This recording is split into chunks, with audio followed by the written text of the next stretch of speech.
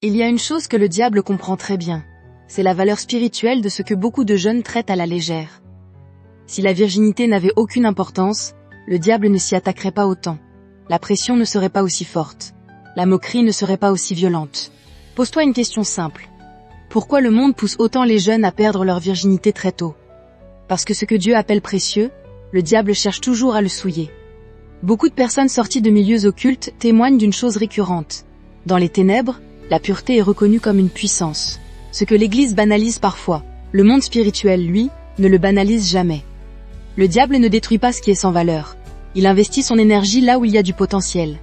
Jean 10 verset 10. Le voleur ne vient que pour dérober, égorger et détruire. Il ne vole que ce qui a de la valeur. Il ne détruit que ce qui menace son royaume. La virginité n'est pas seulement un état physique, c'est un capital spirituel. C'est une réserve de destinée. C'est une force non encore dispersée. Voilà pourquoi il pousse à la curiosité précoce. Il normalise la sexualité sans alliance. Il fait passer la pureté pour de la naïveté. Mais la vérité est là. La pureté donne de la clarté spirituelle. L'impureté crée la confusion. La dispersion sexuelle affaiblit intérieurement. Matthieu 5 verset 8. Heureux ceux qui ont le cœur pur car ils verront Dieu.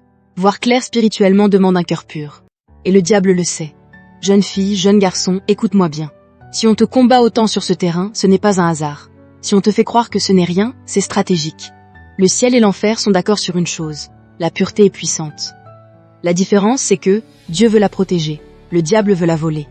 Si tu es vierge aujourd'hui, ne méprise pas ce que le diable convoite. Ne jette pas ce que Dieu honore. Et si tu es déjà tombé, sache ceci.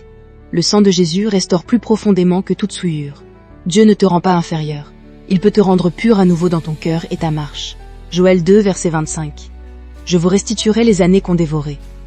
La vraie sagesse, ce n'est pas de goûter à tout, c'est de savoir ce qui mérite d'être gardé.